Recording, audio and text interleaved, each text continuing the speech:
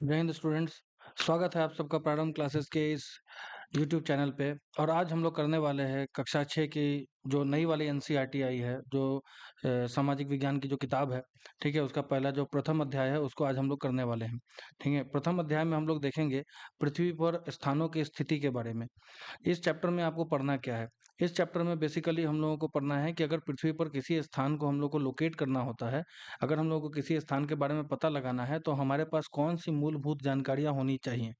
तो इस चैप्टर में इन्हीं सारी बातों पर जो है हम लोग विशेष चर्चा करेंगे। तो चलिए शुरू करते हैं। जैसा कि आर्यभट्ट जी ने बहुत ही अच्छी बात कही है, पृथ्वी अंतरिक्ष में स्थित है, जो जल, पृथ्वी, अग्नि और वायु से बनी हुई है। यह गोलाकार है। यह सभी स्थलीय और जलीय प्राणियों से घिरी हुई है। ठीक है, ये बात लगभग 500 ईसा पूर्व में जो है आर्यभट्ट जी ने कही थी। ठीक है, जैसा कि आर्यभट्ट जी के बारे में आप लोगों को नहीं जानकारी है, तो मैं थोड़ी सी बात बता देता हूँ। ठीक है, कि आर्यभट्ट जी जो है प्राचीन भारत में, आपने अभी चूंकि आप कक्षा 6 में ही है, तो आप प्राचीन भारत के जो है कुछ चैप्टर से अवगत होंगे इस साल। तो प्राचीन भारत के महान खगोल शास्त्री और गणितज्ञ हैं। शून्य की जो खोज है आर्यभट्ट ने ही की थी। उसके अलावा इन्होंने बहुत सारी जो है महत्वपूर्ण पुस्तकें लिखी हैं, जिसमें आर्यभट्टियम, सूर्य सिद्धांत, ये सब प्रमुख है। ठीक है, तो आर्यभट्ट जी ने उस समय, जिस समय किसी तरह का कोई वैज्ञानिक या आज के डेट में जो नवीन तकनीक है इसका आविष्कार नहीं हुआ था, उस समय आर्यभट्ट जी ने कहा था कि पृथ्वी गोलाकार है, जो जल, पृथ्वी, अग्नि और वायु से बनी हुई है। वो बहुत लंबे समय तक जो है लोगों को लगता था कि भाई जो धरती है वो चौकोर है। ठीक है, आप आगे चल के पढ़िएगा कि जब पुनर्जागरण का समय आएगा तब जा करके जो है इन चीजों को जो है एक वैध मान्यता प्राप्त होगी। तब तक जो है, ठीक है, लोग यही मान करके चलते थे कि धरती जो है आपको वो चौकोर है। लेकिन उस समय हमारा, देखिए, हमारा जो भारत के जो विद्वान थे उस समय कितने ज्यादा जो है जानकार थे, जिन्होंने उस समय ये बात कहा है कि भैया धरती जो है गोलाकार है, जल, पृथ्वी, अग्नि और वायु से बनी हुई है। ठीक है, चलिए आगे देखते हैं। तो देखिए इस चैप्टर में हम लोग पढ़ेंगे क्या? इस चैप्टर को पढ़ने के बाद हमारे कौन-कौन से जो है जो टॉपिक है वो क्लियर हो जाएँगे, मतलब हमारे पास कौन-कौन सी नई जानकारी आ जाएगी। सबसे पहले हम लोग मानचित्रों के बारे में पढ़ेंगे कि मानचित्र होते क्या हैं और हम लोग इसका उपयोग कैसे करते हैं। मानचित्र के घटकों के बारे में भी जो है हम लोग विस्तृत रूप में जो है उसकी विवेचना करेंगे। उसके अलावा हम लोग देखेंगे कि निर्देशांक क्या है, पृथ्वी पर किसी स्थान को इंगित करने के लिए अक्षांश और देशांतर का उपयोग कैसे किया जाता है। अक्षांश को अंग्रेजी में लैटीट्यूड कहते हैं और देशांतर को लॉन्गिट्यूड कहते हैं। तो हम लोग इन दोनों चीज़ों के बारे में भी चर्चा करेंगे कि आखिर ये अक्षांश और देशांतर की महत्ता क्या है और किसी भी स्थान को इंगित करने के लिए इन दोनों की जानकारी होना महत्वपूर्ण क्यों है।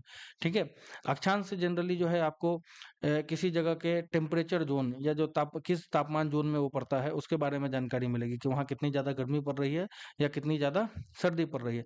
देशांतर से हमें किसी भी जगह के समय का जो है अनुमान, समय का आकलन हम लगा पाते हैं। ठीक है, तो हम दोनों को मिला करके देखेंगे कि भैया किस तरह से जो है किसी स्थान का जो है सटीक लोकेशन पता करने के लिए इन दोनों चीज़ों की जानकारी होना किस तरह से ज़रूरी है। ठीक है, देशांतर देशांतर का स्थानीय समय और मानक समय कैसे संबंधित है। ठीक है, इन दोनों के स्थानीय समय क्या है मैं उसके बारे में भी आपको बताऊंगा, और मानक समय क्या है जिसको ग्रीनविच मीन टाइम भी कहते हैं। ठीक है, उसको उसका अर्थ क्या है वो भी मैं आपको बताऊंगा। चलिए, तो देखिए यहाँ पर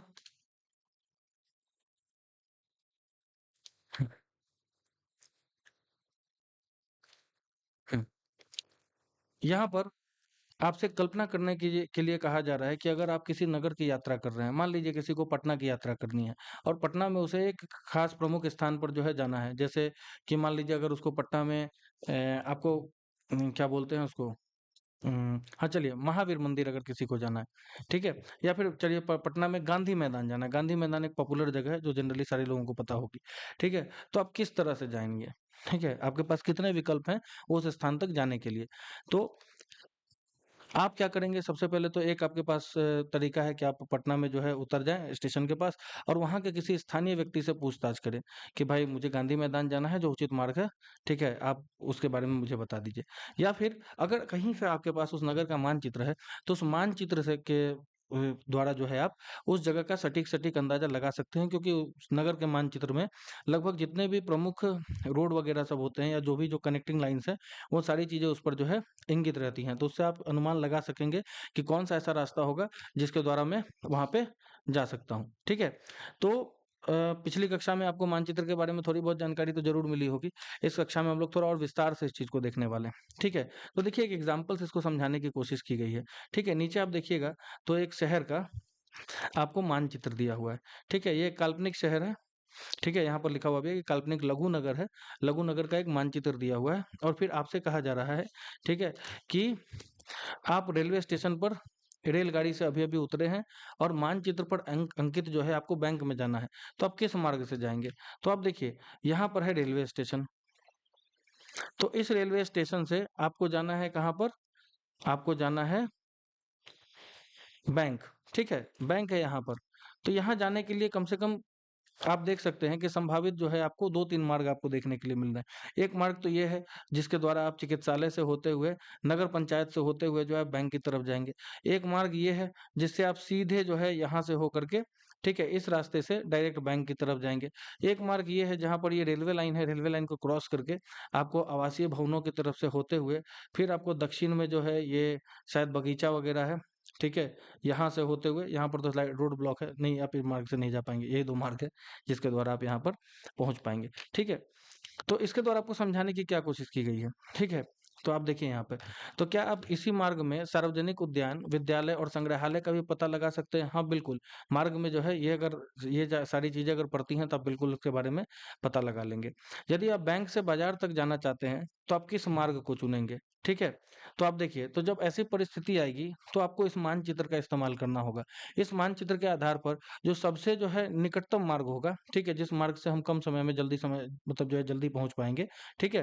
तो वहाँ पर इसी मार्ग का चयन जो है हम लोगों को करना है। तो देखिए,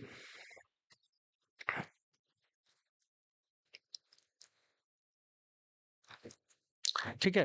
तो देखिए, तो इससे आपको ये समझाने की कोशिश की गई है कि जो मानचित्र होते हैं, वो एक मार्गदर्शक की तरह काम करते हैं कि अगर आपको किसी भी स्थान की स्थिति का पता लगाना है, वहाँ कैसे पहुँचा जा सकता है और आपके पास मानचित्र है, तो आपको आप जो है उसको आसानी से जो है पढ़ करके, ठीक है? मानचित्र का जो है अवलोकन करके आप उस जगह पर बहुत ही आसानी से पहुँच सकते हैं। मानचित्र के दाएँ कोने के शीर्ष पर स्थित 4 तीरों का पर ध्यान दीजिए, ठीक है? देखिए, यहाँ पर ये जो 4 तीर हैं, मानचित्र में किसी भी मानचित्र में ये यूनिवर्सल है, ठीक है? मतलब आप किसी भी देश में चले जाइए, आप भारत का मानचित्र उठा लीजिए, आप संसार का मानचित्र उठा लीजिए, आप बिहार का मानचित्र उठा लीजिए या किसी शहर का या फिर कोई भी लोकल जगह का जो है मानचित्र अगर आप उठाते हैं, तो उसमें आपको एक चीज़ समझ में आएगा कि उसमें दिशाओं का आकलन हम इसी प्रकार करेंगे। ऊपर की तरफ जो है आपको उत्तर होता है, नीचे की तरफ दक्षिण होता है, दाहिने तरफ पूर्व होता है और बाएँ तरफ पश्चिम होता है। ये हर एक मानचित्र पर लागू होता है, ठीक है? ये मानचित्र में दिशाओं का आकलन हम इसी तरह से करते हैं।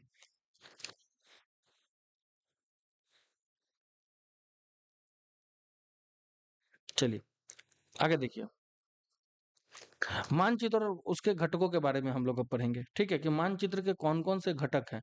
अगर इन घटकों की जानकारी अच्छे से हो, तो हम लोग मानचित्र को जो है और अच्छे तरह से जो है पढ़ना आसान हो जाता है, ठीक है? तो हाँ, तो हम सब साधारण उदाहरण से समझ सकते हैं कि मानचित्र किसी भी क्षेत्र का एक प्रतीकात्मक चित्रण या रेखांकन है। यहाँ पर आपको मानचित्र की परिभाषा भी दी गई है, ठीक है?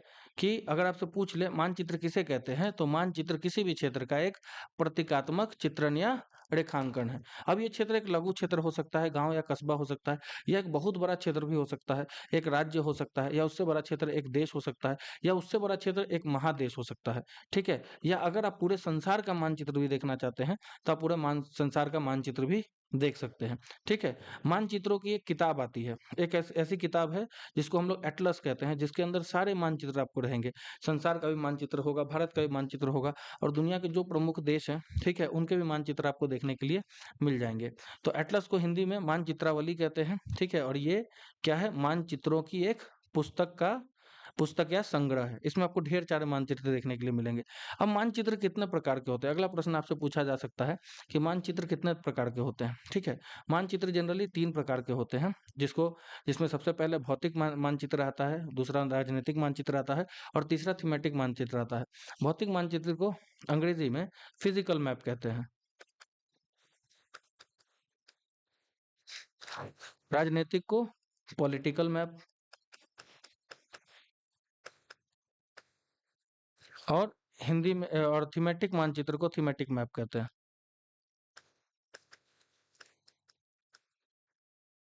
तो इन तीनों के बारे में थोड़ा-सा हम लोग जान लेते हैं। तो देखिए, जो भौतिक मानचित्र होता है, अगर आप भारत का भौतिक मानचित्र एक बार ध्यान से देखें, ठीक है? तो आपको उसमें जो भारत के राज्य हैं, ठीक है? उनका जो है बिल्कुल भी रेखांकन नज़र नहीं आएगा, ठीक है? उसमें आपको क्या दिखेगा कि उसमें आपको कौन-कौन से पर्वत कहाँ-कहाँ पर हैं, कौन-कौन से महासागर या फिर कोई भी वाटर बॉडी है, ठीक है? जैसे नदी हो गया, कोई मेजर नदी हो गई, ठीक है? या आस-पास जो भी जो है हमारे महासागर या सागर हैं, ठीक है? वो आपको देखने के लिए मिलेंगे, ठीक है? उसके अलावा आपको क्या देखने के लिए मिलेगा, जो समतल मैदानी इलाका है, वो देखने के लिए मिलेगा, जो पठारी इलाका है, वो देखने के लिए मिलेगा, ठीक है? तो मानचित्र में आपको जनरली जो प्राकृतिक आकृतियाँ होती हैं, हम सिर्फ़ उसको दर्शाते हैं, समझे? अगर आप भारत का मानचित्र देखेंगे, तो आपको दिखेगा कि ऊपर में हिमालय है, ठीक है? अगर उत्तर में आप देखेंगे, ऊपर में, तो वहाँ पर जो है आपको हिमालय दिखेगा। दक्षिण में अगर आप देखेंगे, तो हिंद महासागर आपको दिखेगा। अगर आप पूरब की तरफ देखना चाहते हैं, ठीक है? तो आपको जो भारत ये जो आपका ये है बे ऑफ बंगाल है, तो बंगाल की खाड़ी है, वो देखने के लिए मिलेगा। और इधर आपको जो है पश्चिम में आप देखिएगा अगर, तो आपको क्या देखने के लिए मिलेगा, अरेबियन सी या अरब सागर आपको देखने के लिए मिलेगा। उसके अलावा भी जो है आपको पश्चिम में सुलेमान, किरथार और जो हिंदू कुश की जो पर्वत श्रृंखलाएं हैं, वो भी आपको देखने के लिए मिलेगा, ठीक है? तो मानचित्र में जो भौतिक मानचित्र होता है, उसमें हम मुख्य रूप से प्राकृतिक आकृतियों को दर्शाते हैं, ठीक है? प्राकृतिक आकृतियाँ क्या हो सकती है? पर्वत हो सकते हैं, पठार हो सकते हैं, ठीक है? आपको जो है समतल ज़मीन है वो हो सकती है, रेगिस्तानी इलाका है, मरुभूमि वो हो सकता है। तो इन सारी चीज़ों को हम जो है भौतिक मानचित्र में दिखाते हैं। राजनीतिक मानचित्र में हम लोग क्या देखते हैं? तो राजनीतिक मानचित्र में आपको देश या राज्यों की सीमाएँ होती हैं, ठीक है? आपने एक मानचित्र भारत का देखा होगा जिसमें भारत के जो 2800 राज्य हैं और जो 8 केंद्र शासित प्रदेश हैं, उनके बारे में जो है पूरा का पूरा जो है आपको सीमा का रेखांकन देखने को मिलता है, ठीक है? तो इसको हम लोग कहते हैं राजनीतिक मानचित्र। तो राजनीतिक मानचित्र की परिभाषा आपसे पूछी जाए तो आप यहाँ पर लिखेंगे कि राजनीतिक मानचित्र देशों या राज्यों, सीमाओं, नगरों आदि को दर्शाते हैं, ठीक है? जैसे उदाहरण के लिए अभी मैंने आपको बताया कि भारत में जो 28 राज्य और 8 केंद्र शासित प्रदेश हैं, ठीक है? उसको आप भारत के मानचित्र पर देख सकते हैं। उसके अलावा जो थीमेटिक मानचित्र है, भौतिक मानचित्र और राजनीतिक मानचित्र तो आपको आसानी से कहीं भी देखने को मिल जाएँगे। थीमेटिक मानचित्र किसी विशेष प्रकार की सूचना को प्रदान करने के लिए बनाया जाता है, ठीक है? एक किसी विशेष टॉपिक के बारे में जो है आपको देखिएगा कि उसमें थीम दिया रहेगा। जैसे आप समझ सकते हैं कि जैसे भारत में है, भारत में कितने प्रकार की मिट्टी पाई जाती है, समझे? कहाँ-कहाँ पर किस प्रकार की मिट्टी पाई जाती है, तो वहाँ पर उसका थीम क्या हो गया कि भाई भारत में मिट्टियों के प्रकार। तो मतलब किसी पार्टिकुलर या विशेष प्रकार की सूचना अगर कोई थीम जो है मतलब जो है किसी थीम पर आधारित कोई मैप है, ठीक है? किसी विशेष प्रकार की सूचना अगर आपको जो है प्रदान करता है, तो उसको थीमेटिक मैप मैप कहते हैं, समझे? जैसे भारत में आपको खनिज के बारे में पता चल जाएगा कि भारत में कौन-सा खनिज कहाँ-कहाँ पर पाया जाता है, ठीक है? तो ये भी आपका क्या हो जाएगा थीमेटिक मैप के अंदर में आ जाएगा, समझे? तो इस तरह से हमने जाना कि इस तरह से हमने जाना कि जो मानचित्र होते हैं वो 3 प्रकार के होते हैं। एक होता है आपको भौतिक मानचित्र, दूसरा होता है आपको राजनीतिक मानचित्र और तीसरा होता है आपको थीमेटिक मानचित्र। और तीनों के अपने-अपने उपयोग हैं, समझे? जहाँ पर जिस चीज़ की भी उपयोगिता होती है वहाँ पर उस तरह के जो है मानचित्र का इस्तेमाल किया जाता है। चलिए, अब मानचित्र के घटकों के बारे में हम लोग पढ़ रहे थे कि मानचित्र के कितने घटक होते हैं। तो मानचित्र के जो है आपको मूलभूत रूप से 3 ही घटक होते हैं। पहला आपका क्या हो गया दूरी, दूसरा क्या हो गया दिशा और तीसरा क्या हो गया आपका प्रतीक चिन्ह। अब तीनों को एक-एक करके हम लोग समझेंगे, ठीक है? इसको सटीक ढंग से जो है समझने की कोशिश करते हैं।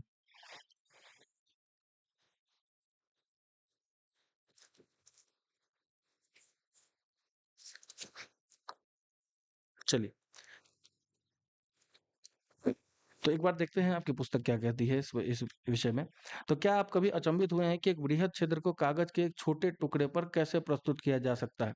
यह मानचित्र के स्केल की सहायता से किया जाता है। आइए हम एक लघु नगर जो कि ऊपर में हमने देखा था 1.1 में के हमारे मानचित्र पर वापस जाते हैं। मानचित्र जैसा कि यहाँ मुद्रित है, इसका प्रत्येक सेंटीमीटर धरातल पर एक निश्चित दूरी का प्रतिनिधित्व करता है, ठीक है?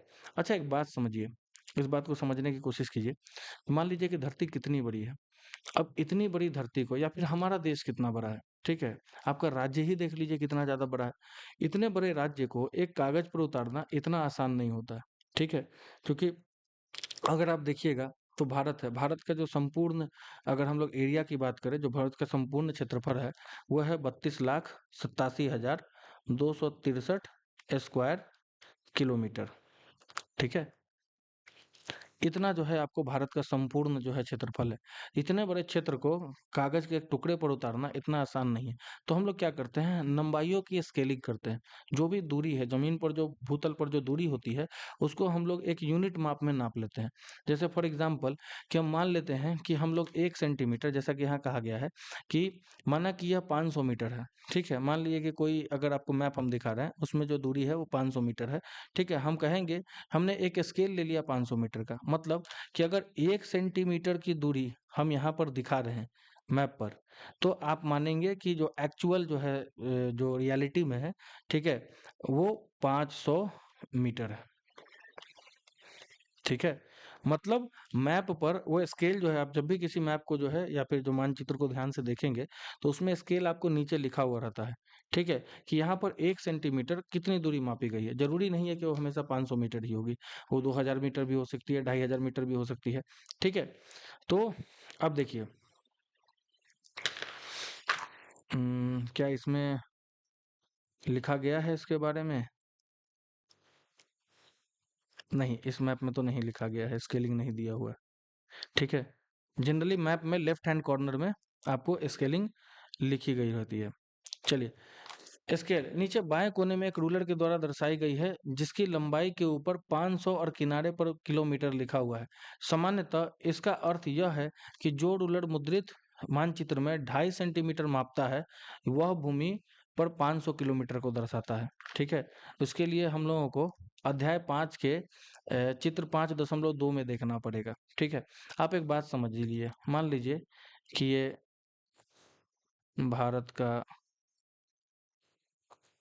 मानचित्र है। ठीक है, मान लीजिए इसको, हालांकि उतना बढ़िया तो नहीं बन पाया। ठीक है, तो अगर हम लोग मान लेते हैं कि यहाँ पर हमने, एक सेकंड, यहाँ पर हमने मान लीजिए कि 2.5 सेंटीमीटर की दूरी यहाँ से यहाँ तक ली है। ठीक है, तो हम अगर दर्शाना चाहते हैं कि इस स्केल पर 2.5 सेंटीमीटर बराबर कितना होगा, 500 किलोमीटर होगा। ठीक है, तो आप जितना ज़्यादा, अगर आप 500 किलोमीटर, अगर आप इस पर 5 सेंटीमीटर जो है माप लेते हैं, तो वो आपका 1000 किलोमीटर हो जाएगा। अगर आप जो है आप क्या बोलते हैं, हाँ, 7.5 सेंटीमीटर अगर आप लेते हैं माप, तो यहाँ पर क्या हो जाएगा, आपका 1500 किलोमीटर हो जाएगा। तो बस आपको यही समझना है कि जो स्केल होता है उसमें नीचे जो यूनिट लिखा हुआ होता है, ठीक है, कि 2.5 सेंटीमीटर अगर 500 किलोमीटर भूमि है, ठीक है, तो आपको उसी आधार पर मानना है कि ये जो यहाँ पर जो चित्र पर जो 2.5 सेंटीमीटर की दूरी होगी, वो एक्चुअल में जमीन पर 500 किलोमीटर की दूरी होगी। ठीक है, तो इसलिए मानचित्र पर चिन्हित किन्हीं दो बिंदुओं के बीच की वास्तविक दूरी उस स्केल पर निर्भर है जिसका मानचित्र उपयोग करता है। और ये स्केल जो है वो हमेशा फिक्स नहीं होता। ठीक है, ये डिपेंड करता है कि मानचित्र कितने बड़े क्षेत्र को जो है कितने छोटे जो है मतलब जगह पे दिखाया जा रहा है। जितना बड़ा क्षेत्र का मानचित्रण जितने छोटे जगह पर होगा, वहां पर स्केल उतना ज्यादा जो है ज्यादा मान लेकर के आएगा। हो सकता है अगर हम संसार का मैप लेकर के आए, ठीक है, संसार का जो है मानचित्र एक छोटे पेज पर बनाए, तो हो सकता है वहां पर 2.5 सेंटीमीटर बराबर 2000 किलोमीटर भी हो जाए, 5000 किलोमीटर भी हो जाए। तो ये बदल सकता है, ये आप मानचित्र के हमेशा नीचे देखिएगा। चलिए, यहाँ पर जो है आपको एक एक्टिविटी दी गई है। किसी विद्यालय के खेल के मैदान का एक सामान्य मानचित्र बनाइए। मान लीजिए कि यह 40 मीटर लंबा और 30 मीटर चौड़ा आयताकार क्षेत्र है। इसे अपने रूलर की सहायता से 1 सेंटीमीटर बराबर 10 मीटर के स्केल पर सटीक ढंग से खींचिए। ठीक है, ये एक एक्टिविटी है जिसको आपको करना है। आप चाहे तो कर सकते हैं, इसको करना भी चाहिए, इससे कॉन्सेप्ट क्लियर होता है। चलिए, हम्म अब आ जाइए, हम लोग जो ऊपर दाहिने साइड में जो तीर देख रहे थे, मतलब जो दिशाओं के बारे में हमने पढ़ा था, अब हम लोग उसके बारे में जानेंगे। ठीक है, तो देखिए, ये चार दिशाओं को इंगित करते हैं। जो ऊपर हमने देखा है, ये है उत्तर दिशा, ये है आपकी पूर्व दिशा, ये जस्ट उसके सामने दक्षिण दिशा, और ये बाईं तरफ होता है पश्चिम दिशा। ये चार दिशाएं हैं। ठीक है, इसको जो है आप, ठीक है, इसे चतुर्दिश या फिर प्रधान बिंदु भी कहा जाता है। ठीक है, अगर आपसे कोई पूछ ले कि चतुर्दिश क्या होता है, तो आपको पता होना चाहिए कि मतलब जो चारों दिशाओं के बारे में हम लोग कहते हैं, जो चार दिशाएं हम लोग जानते हैं मानचित्र के ऊपर, उसको हम लोग चतुर्दिश या फिर प्रधान बिंदु भी कहते हैं। ठीक है, तो शीर्ष पर आपको उत्तर, और घड़ी के कांटे की दिशा में घूमते हुए। ठीक है, अगर घड़ी की कांटे चूंकि इस तरह से घूमती है, घड़ी का कांटा जो होता है आपका इस तरह से घूमता है, तो इस दिशा में अगर आप घूमते जाइएगा तो आपको पूर्व मिलेगा, उसके बाद आपको दक्षिण मिलेगा और पश्चिम मिलेगा। आप एक चीज अगर यहाँ पर देख पा रहे होंगे तो इनके बीच में भी कुछ कुछ दिशाएं लिखी हुई हैं। जैसे उत्तर और पूर्व के बीच में है उत्तर पूर्व, दक्षिण और पूर्व के बीच में है दक्षिण पूर्व।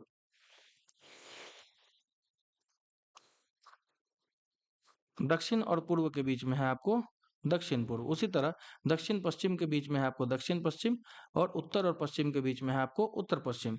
ठीक है, इन सारी दिशाओं को, ये देखिए, ये चार दिशाएं, इनको मध्यवर्ती दिशाएं कहते हैं। ठीक है, जो मेन जो चार दिशाएं हैं आपको पूर्व पश्चिम उत्तर दक्षिण, उसको चतुर्दिश या प्रधान बिंदु कहेंगे। ठीक है, और जो बाकी की जो बीच में दिशाएं हैं, ठीक है, दोनों जो है आपको प्रधान बिंदुओं के बीच में जो दिशाएं हैं, उसको हम लोग इंटरमीडिएट जो है डायरेक्शंस कहते हैं, या फिर आम भाषा में इसको हम लोग मध्यवर्ती दिशाएं कहते हैं। ठीक है, तो मध्यवर्ती दिशाएं भी चार होती हैं, उत्तर पूर्व, दक्षिण पश्चिम और उत्तर पश्चिम। ठीक है, ठीक है, तो इन सारे जो है मतलब मानचित्र को सटीक रूप से समझने के लिए हमको 8 दिशाओं का, ठीक है, इस्तेमाल करना पड़ता है। 8 दिशाओं की जानकारी आपके पास होनी जरूरी है। मानचित्र में कभी-कभी जो है आपको पूरा न लिख करके ऊपर में उत्तर की तरफ सिर्फ ऊ लिख करके जो है, ठीक है, इसको इंगित कर दिया जाता है। अगर कहीं पर ऊ या अंग्रेजी का भाषा एन लिखा हुआ है, ठीक है, अगर आप अंग्रेजी में मानचित्र को देखिएगा तो वहां पर लिखा रहेगा नॉर्थ, साउथ, ईस्ट, वेस्ट। ठीक है, जो उसके पहले शब्द के जो पहले अक्षर होते हैं उसी को कैपिटल में करके दिखाते हैं। तो इस हिसाब से यहाँ पर हो जाएगा आपका नॉर्थ ईस्ट, इस पर हो जाएगा आपका साउथ ईस्ट, इधर हो जाएगा साउथ वेस्ट, और इधर हो जाएगा नॉर्थ वेस्ट। ठीक है, इस तरह से ये आठों दिशाएं काम करती हैं। चलिए, अब आपको दिशाओं की पूरी जानकारी प्राप्त हो गई होगी। तो अब यहाँ पर देखिए,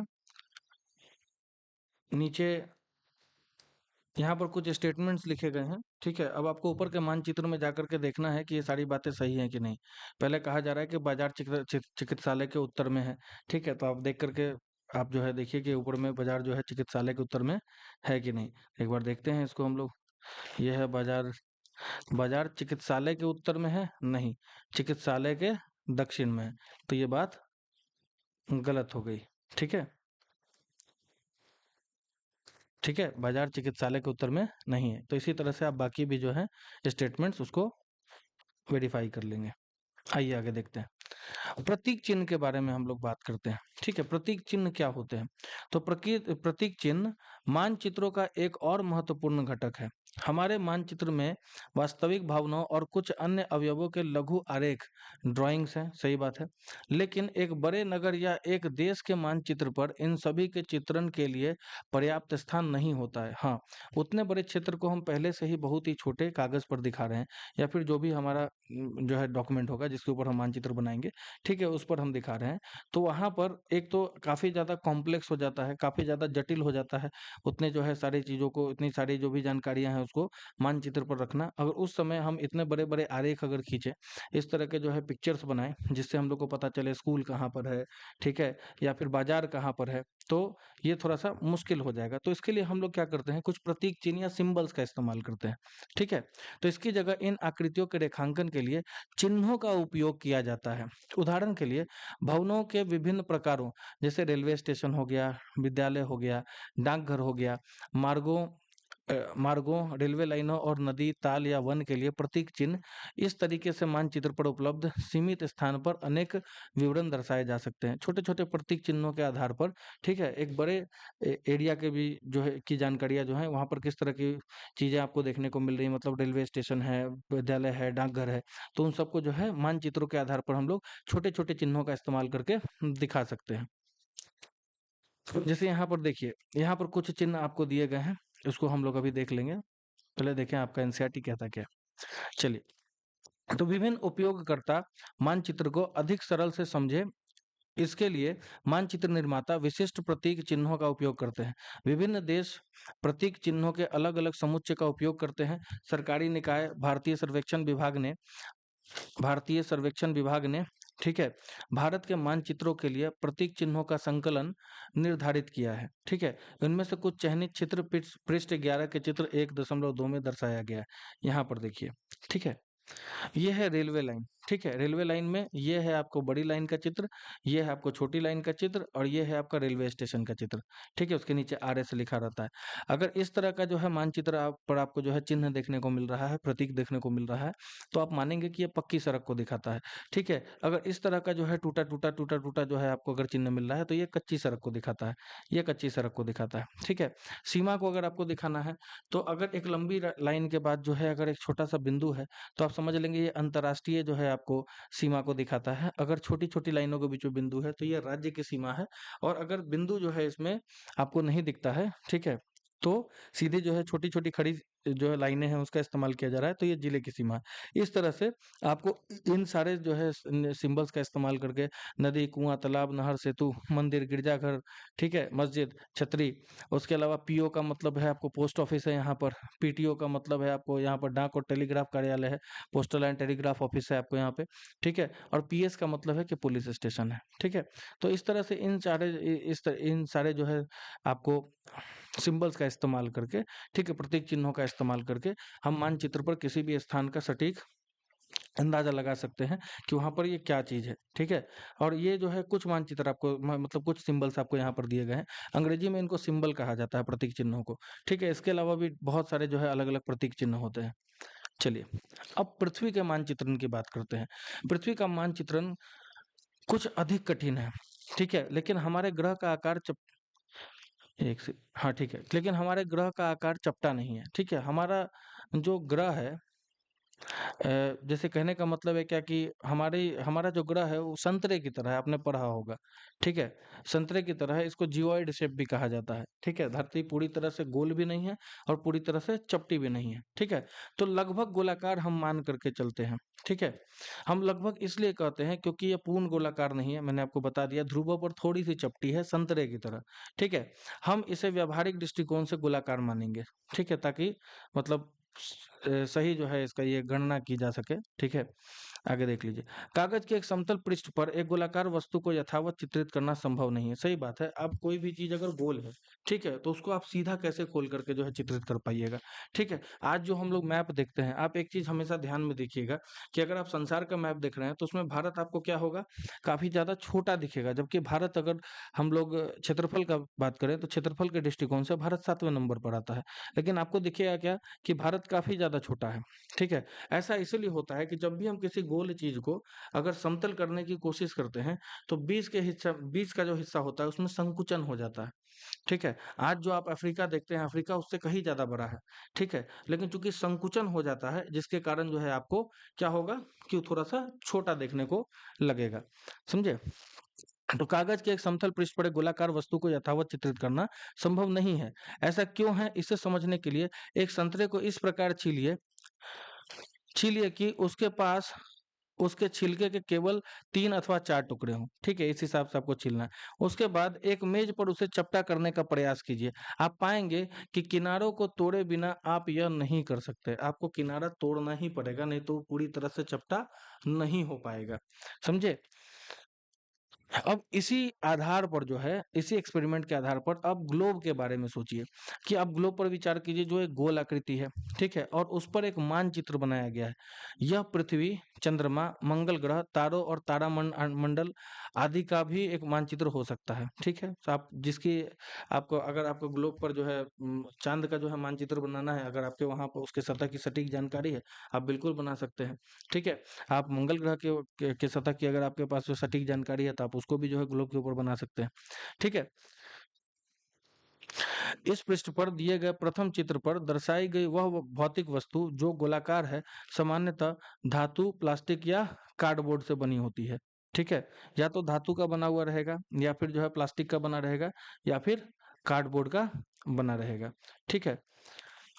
हम यहाँ पृथ्वी को भूगोल का प्रतिनिधित्व करने वाले ग्लोब का अध्ययन करेंगे। हम लोग जो है ग्लोब चूँकि जो पृथ्वी के बारे में हम लोग को पढ़ना है, ठीक है? तो पृथ्वी को अगर पृथ्वी जैसा पढ़ना है तो ग्लोब से सटीक आपके पास कुछ भी नहीं है, ठीक है? ग्लोब से सटीक आपके पास कोई ऐसा तरीका नहीं है जिससे आप पृथ्वी को पृथ्वी जैसा पढ़ सकते हैं। लेकिन ग्लोब की भी जो है अपनी कुछ कमियाँ हैं। ग्लोब में एक लिमिटेड जानकारी ही आपको देखने को मिलेगी, ठीक है? आपको जो है पूरी जो गहन जानकारी है, गहन अध्ययन आप ग्लोब पर नहीं कर सकते हैं। अगर आपको गहन अध्ययन करना है तो आपको मानचित्रों का सहारा लेना ही पड़ेगा। चलिए, चूंकि ग्लोब और पृथ्वी का आकार एक समान गोलाकार होता है, इसलिए एक ग्लोब किसी समतल मानचित्र की तुलना में पृथ्वी के भूगोल का बेहतर प्रतिनिधित्व करता है। ठीक है, पृथ्वी जैसी है वैसा अगर आपको पढ़ना है तो वो ग्लोब से ही हो पाएगा। ग्लोब उसका लगभग हूबहू, हम लोग कहते हैं ना कि ग्लोब क्या है, धरती का एक छोटा सा मॉडल है। जैसा धरती है ब्रह्मांड में, मतलब जो है सस्पेंडेड है, आपको उसी तरह से जो है आपको दिखेगा क्या कि ग्लोब है आपको। तो हमने उसको एकदम प्रतीक के रूप में, जितना झुकाव आप देखिएगा 23.5 डिग्री का, ठीक है, जो अक्षांशीय झुकाव आपको पृथ्वी पर देखने के लिए मिलता है, सेम अक्षांशीय झुकाव 23.5 डिग्री का आपको ग्लोब पर भी देखने के लिए मिलेगा। आइए निर्देशांक को समझते हैं। निर्देशांक क्या होता है? ठीक है, अब इसमें ग्लोब की जो है कुछ विशेषताएं हैं। ठीक है, उसी में से एक विशेषता है निर्देशांक। किसी नगर या कस्बे के एक बड़े बाजार की कल्पना कीजिए, जिसमें सीधी पंक्ति में समान आकार की दुकानें हैं।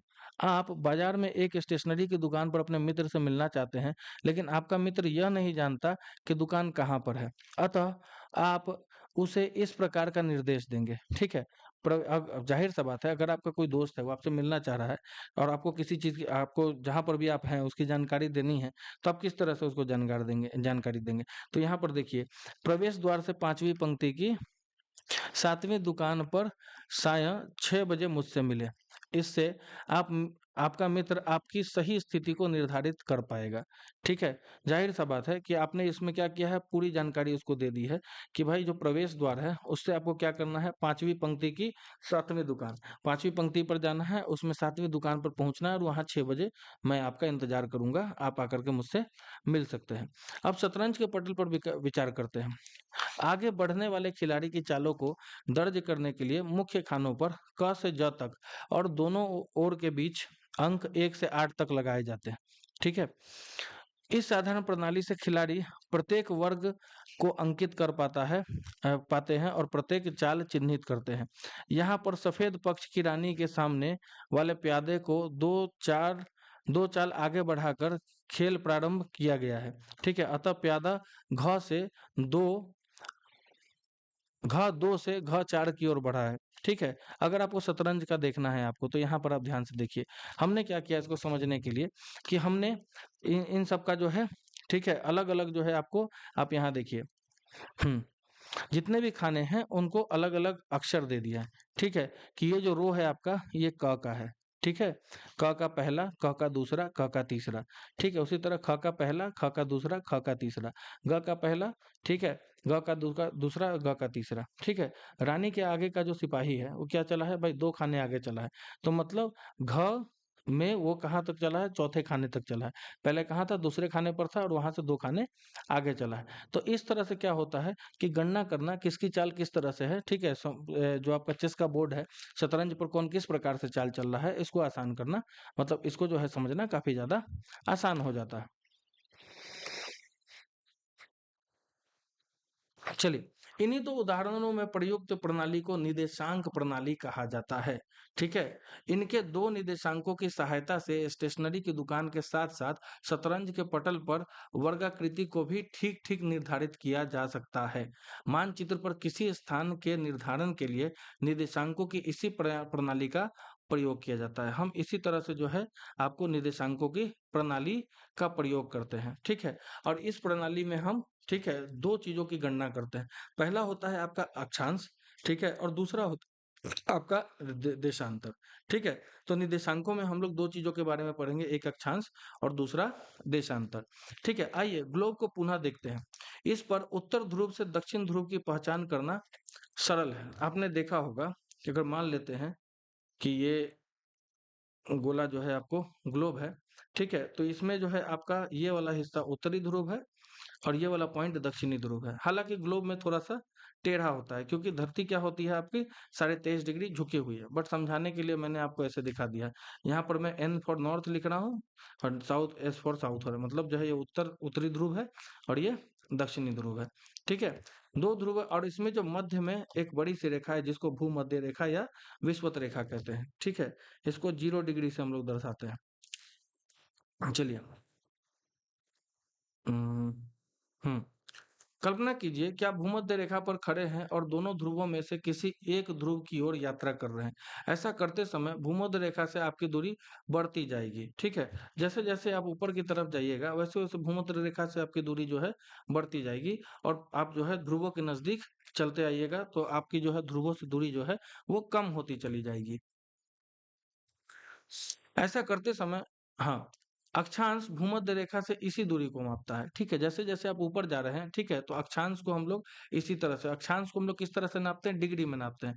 जैसे यहाँ 1 डिग्री हो गया, फिर 2 डिग्री हो गया, फिर 3 डिग्री हो गया। ऐसे करते करते उत्तर ध्रुव पर आते आते 90 डिग्री हो जाता है। अगर आप विषुवत रेखा से नीचे की तरफ दक्षिण ध्रुव की तरफ जा रहे हैं तो दक्षिण ध्रुव में भी जो है आपको यहाँ पर 90 डिग्री हो जाता है। अगर आपसे पूछे कि पूरे जो है पृथ्वी पर अक्षांशों की संख्या कितनी होती है, तो 0 डिग्री से लेकर के 90 तक, तो यहाँ पर देख लीजिए 1 से 90, यहाँ पर 90 हो गए अक्षांश और यहाँ पर भी 1 से 90 90 अक्षांश हो गए।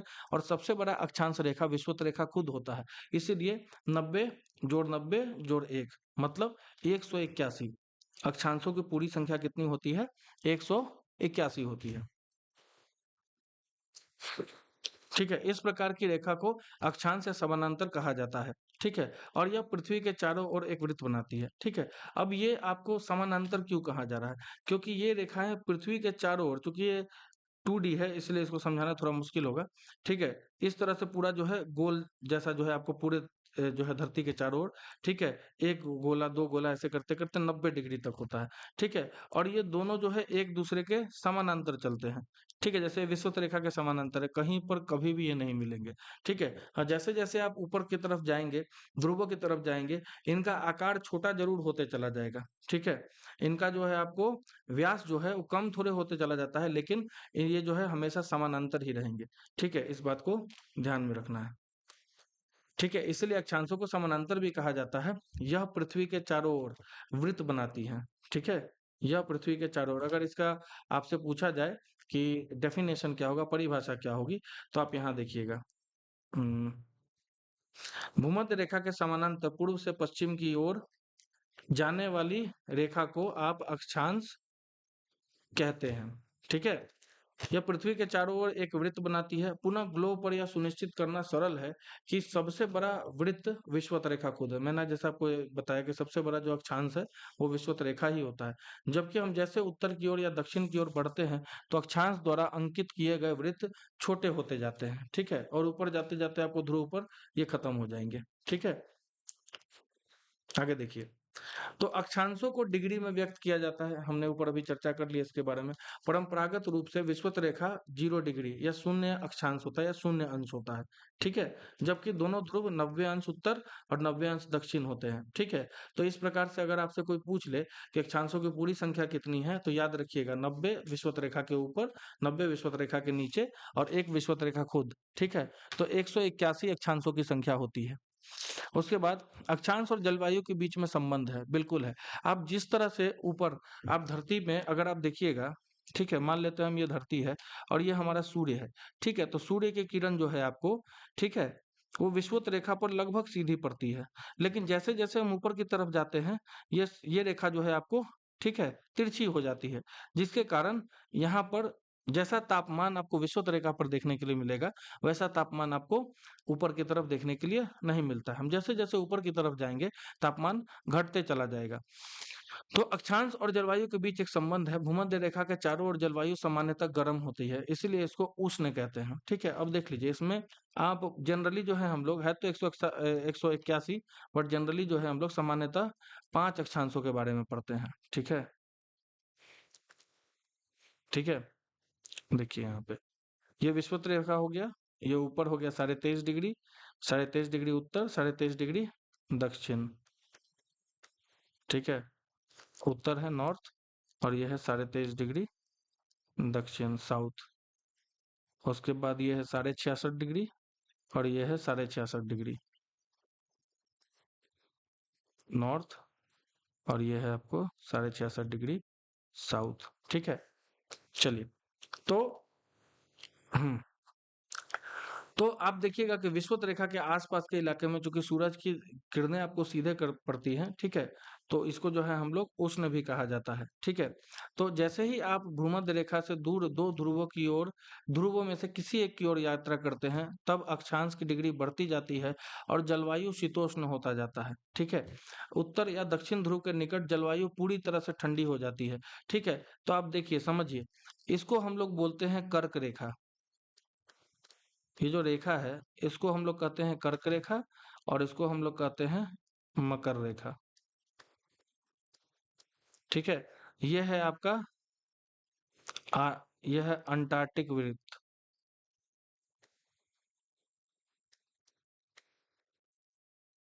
अंटार्कटिक वृत्त, और ऊपर है आपका आर्कटिक वृत्त,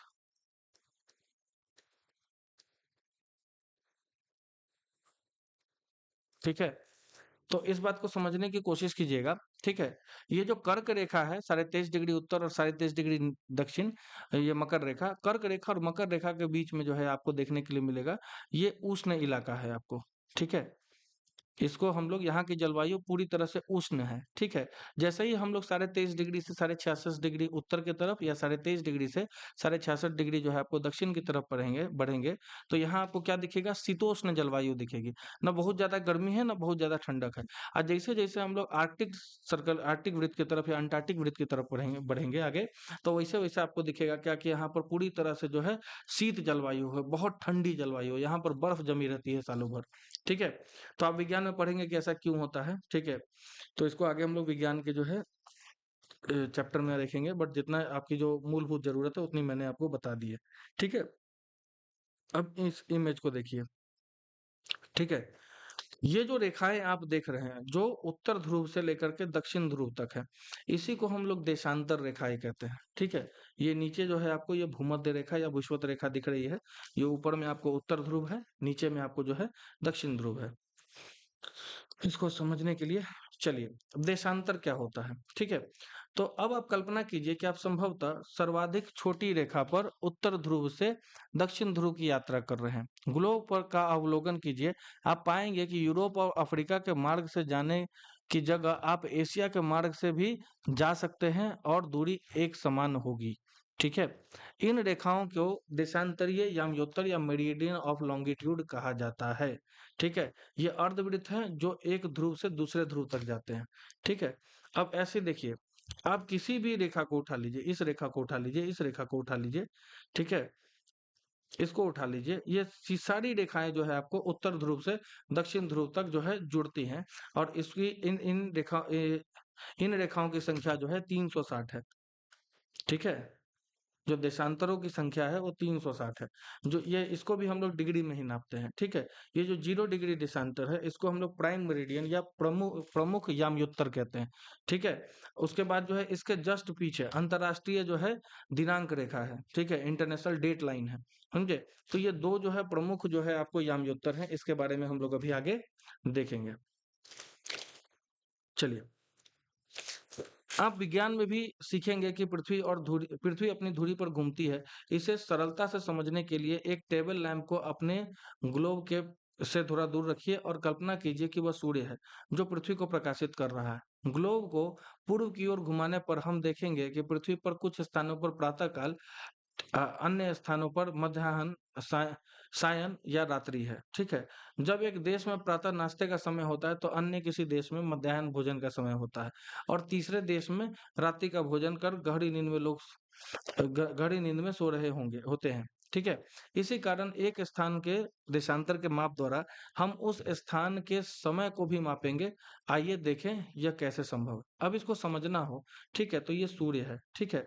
अगर आप देखिएगा, ठीक है, अगर आप बड़ी सी गेंद लीजिए और इस पर एक टॉर्च जो है, टॉर्च को सूर्य मान करके अगर आप टॉर्च से रोशनी कीजिए एकदम अंधेरे कमरे में, तो आप देख पाएंगे कि जहां पर भी, ठीक है, जो बॉल है या जो गोला है, जिसके आधे हिस्से में जो है आपको दिखेगा कि सूरज की, यानी जो टॉर्च की रोशनी है वो आ रही है, और आधे हिस्से में आपको क्या दिखेगा? अंधकार दिखेगा, ठीक है।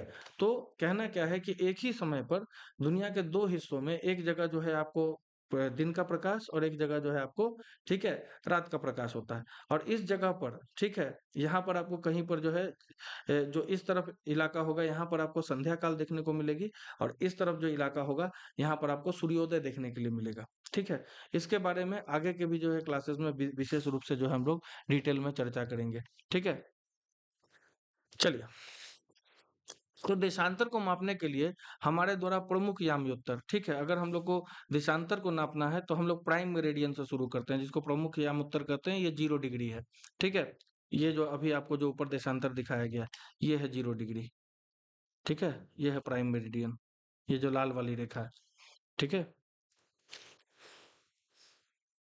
तो एक बात हमेशा ध्यान रखिएगा, देशांतर जो उत्तरी ध्रुव है उससे उसको दक्षिणी ध्रुव से जोड़ते हैं, इस बात को हमेशा ध्यान में रखना है आपको। चलिए। तो देखिए, तो इसे ग्रीनविच याम्योत्तर भी कहते हैं। हाँ, इसको ग्रीनविच याम्योत्तर भी कहते हैं, क्योंकि 1884 में कुछ देशों ने यह तय किया कि इंग्लैंड में जो लंदन शहर है, ठीक है, वहां पर एक क्षेत्र है ग्रीनविच, ठीक है, तो उससे जो याम्योत्तर गुजर रही है उसी को हम प्रमुख याम्योत्तर मानेंगे, और इसी याम्योत्तर के आधार पर हम लोग अंतर्राष्ट्रीय मानक समय का जो है गणना करेंगे। ठीक है, और इसी को हमने 0 डिग्री मान लिया। यदि आप ध्रुवों में से किसी एक की ओर यात्रा करते हैं, तो जिस प्रकार अक्षांश भूमध्य रेखा से दूरी का एक माप है, उसी प्रकार यदि आप भूमध्य रेखा के साथ साथ यात्रा करते हैं, तो देशांतर प्रमुख याम्योत्तर से दूरी का एक माप है। ठीक है, अगर आप मान लीजिए, ठीक है, ये आपका जो है विषुवत रेखा है, समझे। अगर आप विषुवत रेखा से इस पॉइंट से इस पॉइंट पे भी आ रहे हैं, तो आप किसी न किसी देशांतर को जरूर क्रॉस कर रहे हैं। ठीक है, इस तरह से जो है देशांतर आपको नॉर्थ से साउथ में देखने को मिलेंगे। ठीक है, तो ये बात है। तो पश्चिम हो या पूर्व, इसका मान 0 से 180 डिग्री तक बढ़ता है। ठीक है, 180 डिग्री देशांतर को हम लोग, ठीक है, अंतर्राष्ट्रीय दिनांक रेखा कहते हैं।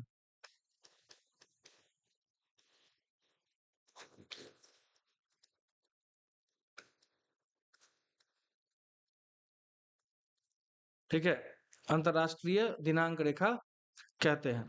ठीक है, तो बढ़ता है तथा इसे पश्चिम के लिए प तथा पूर्व के लिए पू वर्णों को जोड़ा जाता है। ठीक है, उदाहरणतः पूर्वांक का उपयोग करते हुए न्यूयॉर्क का देशांतर 74 डिग्री पर है, जबकि दिल्ली का 77 डिग्री पूर्व और टोक्यो का 140 डिग्री पूर्व।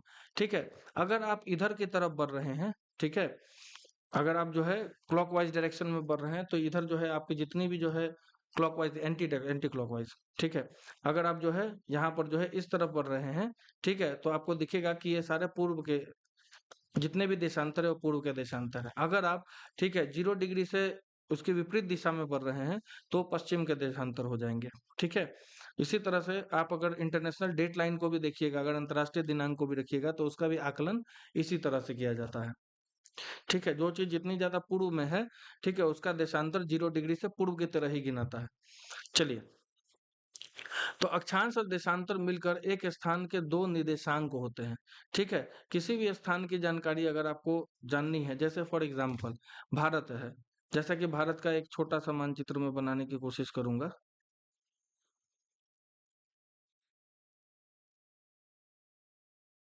एक सेकंड रुकिए।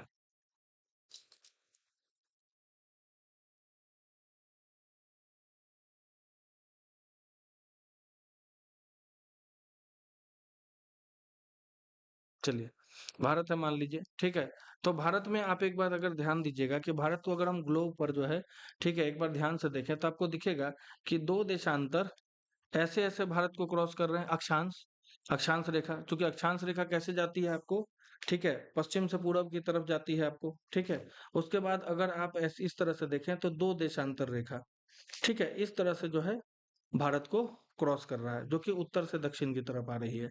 ठीक है, तो अगर आप एक चीज को ध्यान में देखिएगा, तो अगर अगर इन चारों जो है आपको रेखाओं का मानक हमको पता हो, तो हम लोग जो है, ठीक है, किसी भी जगह का सटीक गणना निकाल लेंगे, भारत की जो है जानकारी कर लेंगे हम लोग। तो इसी को कहते हैं निर्देशांक। जैसे एग्जांपल अगर आपको मैं समझाऊं, तो भारत का जो है अगर आप देखिएगा, ठीक है, कि जो नीचे वाला जो देशांतर सॉरी वो अक्षांश रेखा है, वो है 8 डिग्री 4 मिनट।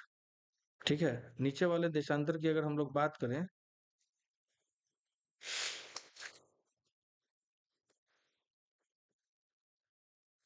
एक सेकंड,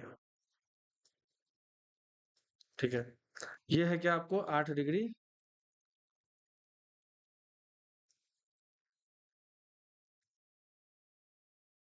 तो ये ऊपरी हिस्सा जो है इसका मानक है आपको 37 डिग्री 6 मिनट। उसके बाद अब अगर आप देखिएगा भारत का जो पश्चिमी हिस्सा है, ठीक है, पश्चिमी क्षेत्र का जो है आपको 68 डिग्री 7 मिनट, और पूर्वी हिस्से का है 97 डिग्री 25 मिनट। अब जब ये चारों मानक, जो चारों कोऑर्डिनेट्स हैं, हमको जब इसके बारे में पता होता है, ठीक है, तो ये चारों मिल करके मतलब दो अक्षांश, ठीक है, और दो देशांतर मिल करके एक ग्रिड बनाते हैं। ठीक है। जब ये ग्रिड आपके पास होगा, इसके चारों मानक आपके पास होंगे, तब आप किसी भी स्थान का सटीक गणना कर सकते हैं, उसकी सटीक स्थिति का पता लगा सकते हैं। ठीक है। ग्लोब पर हम इसी तरीके का इस्तेमाल करके किसी भी स्थान की जो है जो सही स्थिति है उसके बारे में जो है जानकारी लेते हैं। तो अक्षांश और देशांतर दोनों मिलकर एक स्थान के दो निर्देशांक होते हैं। इन इनके आ, इनके साथ आप जब अब पृथ्वी पर किसी स्थान पर पता लगाने में सक्षम है। इस प्रकार जब यह कहा जाता है कि दिल्ली 29 डिग्री उत्तरी अक्षांश और 77 डिग्री पूर्वी देशांतर पर स्थित है, तो आप खुद सोचिए कि यहाँ पर सिर्फ दो ही मानक है। ठीक है, तो ये अपने आप में पूर्ण नहीं है। कम से कम हम लोगों को दो अक्षांश और दो देशांतर के बारे में जानकारी होगी, तभी जा करके हम पूरा का जो है पूरा सटीक स्थान जो है उसका पता कर पाएंगे। तो आप भली भांति समझ सकते हैं, यद्यपि यह डिग्री अनुमानिक रूप से पूर्ण है, किंतु सटीक नहीं है। ठीक है। पृष्ठ 14 पर आप देखिएगा क्या कि इसमें नीली रेखाएं ग्लोब पर अक्षांश और देशांतर के यामी उत्तर को दर्शाती हैं। ठीक है। ये सभी मिलकर ग्लोब पर ग्रिड बनाती हैं। ठीक है। तो ग्रिड की अगर परिभाषा आपसे पूछा जाए, तो ग्लोब पर अक्षांश और देशांतर के यामी उत्तर, ठीक है, मिलकर ग्लोब पर एक ग्रिड बनाती हैं। ठीक है, जिसे ग्रिड रेखाएं भी कहा जाता है। अब इसको हम लोग एक बार ऊपर देखेंगे कि किस तरह से है। ये देखिए, ये आपको जितने भी जो है चौकोर चौकोर बॉक्सेस दिख रहे हैं, ये सब ग्रिड है। ठीक है, ये सारे जो है आपको बॉक्सेस ग्रिड है। ठीक है।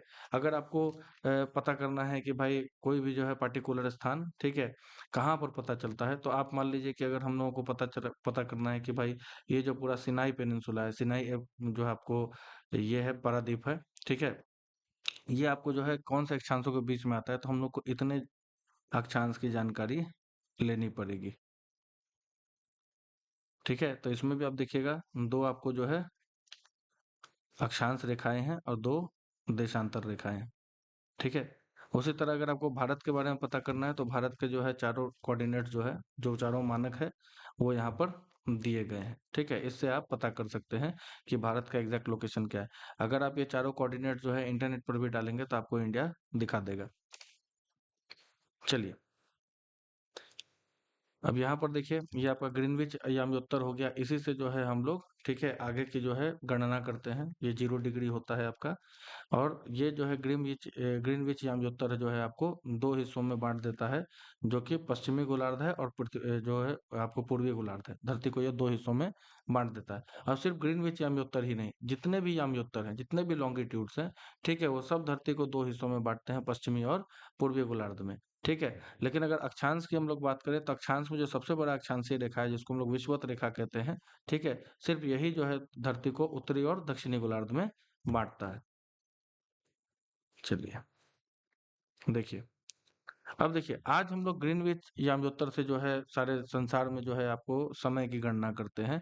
लेकिन ये जो है ऐसा नहीं है कि पहली ज्ञात याम्योत्तर रेखा है। इससे पहले भी जब अतीत में, जब पूरे संसार को जो है समय की सही गणना करने भी नहीं आती थी, उस समय भारत में अपनी एक याम्योत्तर रेखा होती थी, जिसको मध्य रेखा कहा जाता है। और ये मध्य रेखा जो है आपको उज्जैनी, आज के डेट में जो उज्जैन है, ठीक है, उसके मध्य से गुजरती थी। ठीक है।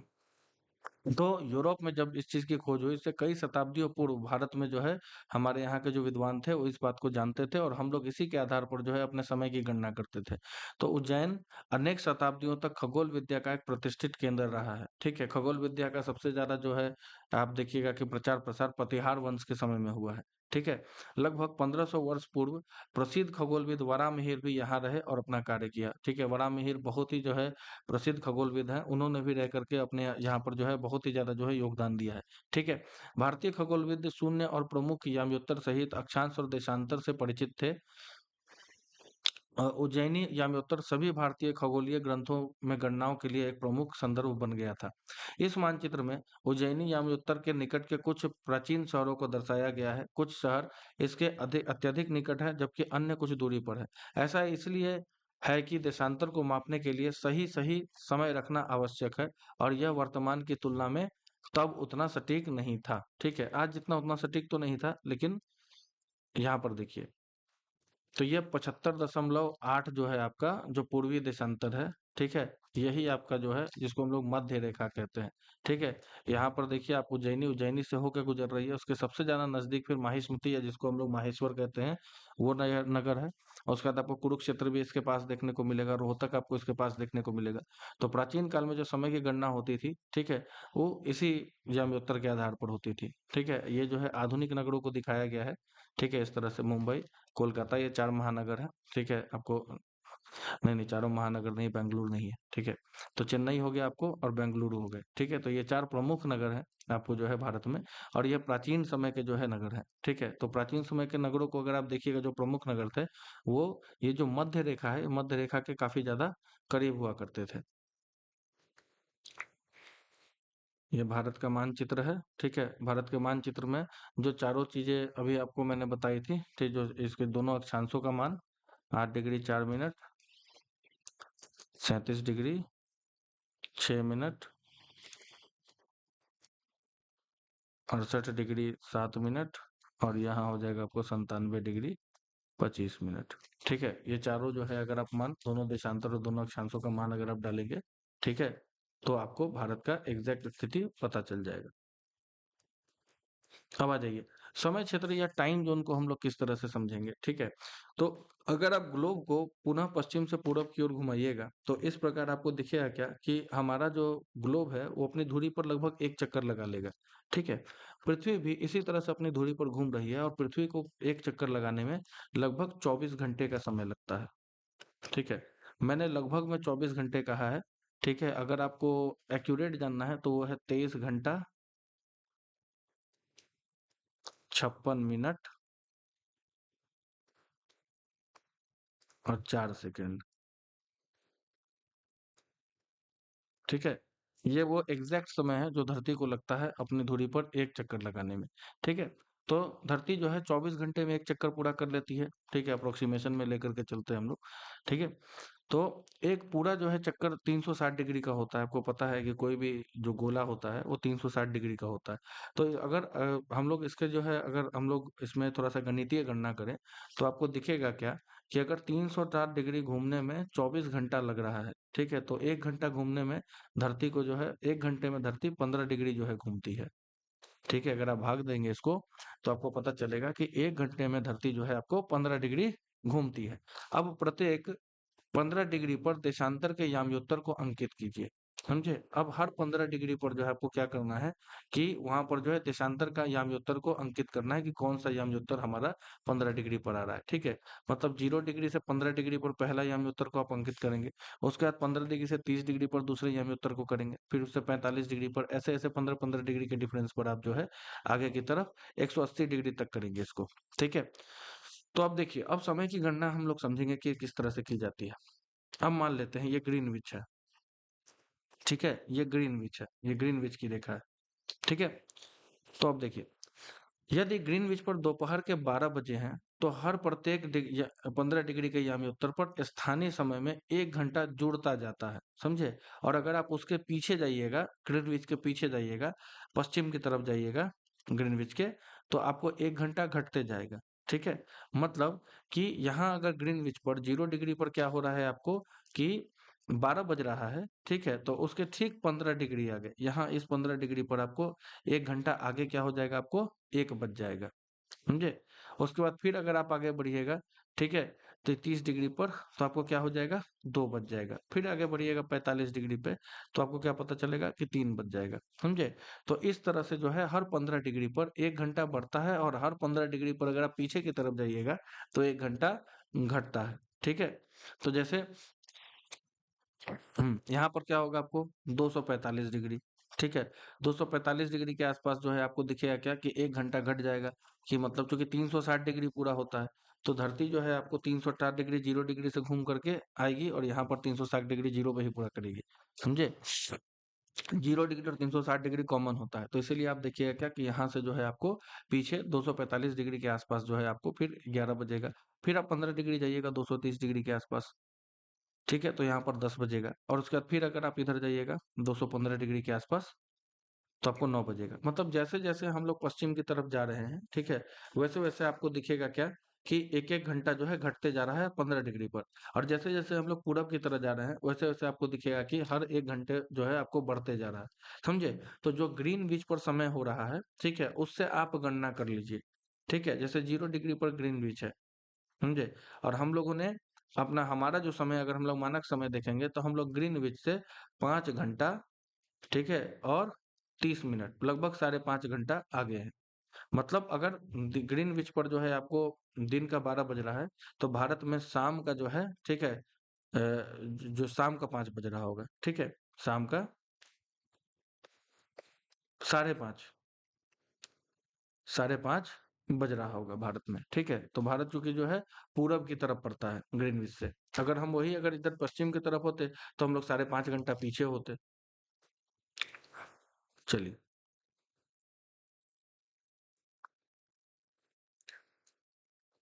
अब देखिए, एक दिन ढलती दोपहर में दो मित्र, एक पोरबंदर गुजरात में और दूसरा तिनसुकिया असम में बैठे हुए फोन पर बातचीत कर रहे थे। तिनसुकिया वाला मित्र कहता है कि असम में सूर्यास्त हो गया है और अब अंधेरा है, जबकि पोरबंदर वाला मित्र चकित होकर कहता है, लेकिन यहाँ तो अभी भी दिन का प्रकाश है।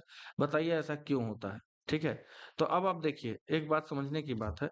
मैं आपको इसी मानचित्र पर समझाने की कोशिश करता हूँ। ठीक है? मान लीजिए यहाँ पे, जैसे हमने मान लीजिए ये भारत का जो सबसे पूर्वी जो पॉइंट है, समझे, जो पूर्वी जो है आपको बिंदु है, ये अरुणाचल का हिस्सा है। ठीक है? और ये है आपका गुजरात का हिस्सा। तो अगर आप देखेंगे दोनों के देशांतर में, चूंकि ये दोनों देशांतर का मान है, ठीक है, अगर हम इसको 68 डिग्री 7 मिनट को 68 डिग्री मान ले, ठीक है, और इसको अगर हम लोग 97 डिग्री 25 मिनट को हम लोग राउंड फिगर में, ठीक है, 98 डिग्री मान लेते हैं, तो आप एक चीज देखेंगे कि यहाँ से, ठीक है, भारत का जो पूर्वी क्षेत्र जो आपको बिंदु है, और भारत का जो पश्चिमी बिंदु है, दोनों के बीच में लगभग 30 डिग्री का जो है डिफरेंस देखने के लिए मिलेगा आपको। ठीक है? 30 डिग्री का, 68 और 98 के बीच में 30 डिग्री का जो है यामी उत्तर का डिफरेंस है, मतलब 2 घंटे का समय का अंतराल आ जाएगा। ठीक है? 2 घंटे का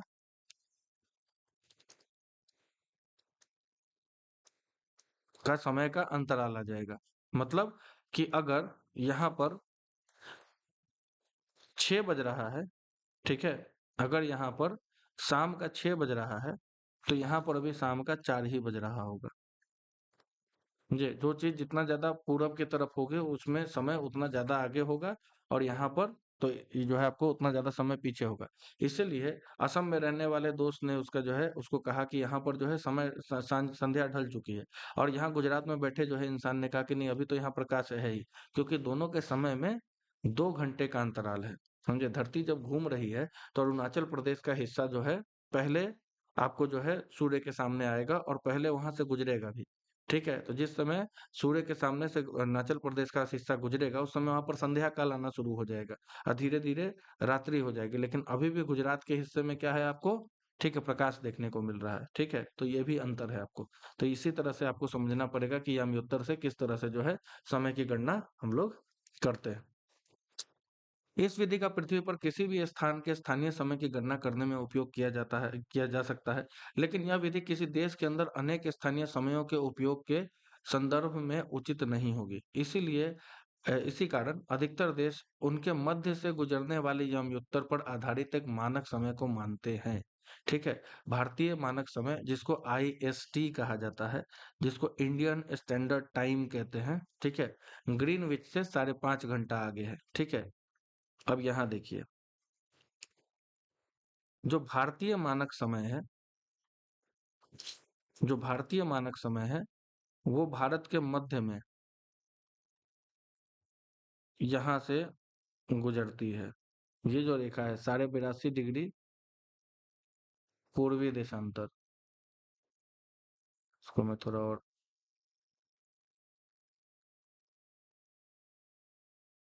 ठीक है, ये जो रेखा है 82.5 डिग्री, एक सेकेंड, 82.5 डिग्री पूर्वी देशांतर, ठीक है, पूर्वी देशांतर, ये भारत का मानक समय है। मतलब आप खुद सोचिए कि अगर दो बिंदुओं के बीच में, ठीक है, दो दूरस्थ बिंदुओं के बीच में इतना इतना समय का जो है डिफरेंस रहेगा, तो आप खुद सोचिए कि इस देश में रेडियो का प्रसारण होता है, दूरदर्शन का प्रसारण होता है, उसके अलावा आपको देखने के लिए मिलेगा कि बहुत सारे जो ट्रेन वगैरह चलती हैं, तो फिर समय का आकलन कैसे कर पाएंगे लोग? ठीक है, कैसे लोग जो है एक सही समय का जो है आकलन करके कि मतलब कौन से यामी उत्तर के जो है समय को मानेंगे? तो इसीलिए हमने 82.5 डिग्री पूर्वी देशांतर को IST, Indian standard time line मान लिया है, और इस यामी उत्तर पर जो समय होता है, उसी समय से आपको गुजरात के भी लोग घड़ी मिलाते हैं और असम के भी लोग घड़ी मिलाते हैं। ठीक है, मतलब पूरे भारत में जितने भी लोग घड़ी मिलाएंगे, जो भी टाइम देखेंगे, वो इस यामी उत्तर पर होने वाला समय ही देखेंगे, ताकि इस तरह का जो है कंफ्यूजन ना हो। समझे? बाकी चीजें सही से काम की जाए, नहीं तो फिर कहीं के लिए कोई समय होगा, कहीं के लिए कोई समय होगा, तो चीजों को मैनेज करना काफी मुश्किल हो जाएगा।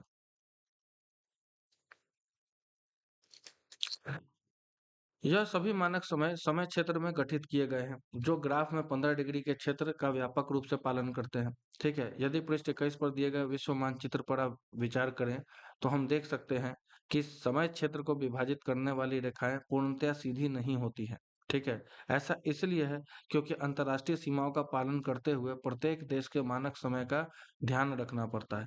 मानचित्र में कुछ देशों के भीतर लिखित संख्याओं को उनका मानक समय प्राप्त करने के लिए जीएमटी में जोड़े, उनका एक धनात्मक चिन्ह अथवा घटाए यदि ऋणात्मक चिन्ह है तो। ठीक है, इसको अगर आपको समझना है तो यहाँ देखिए।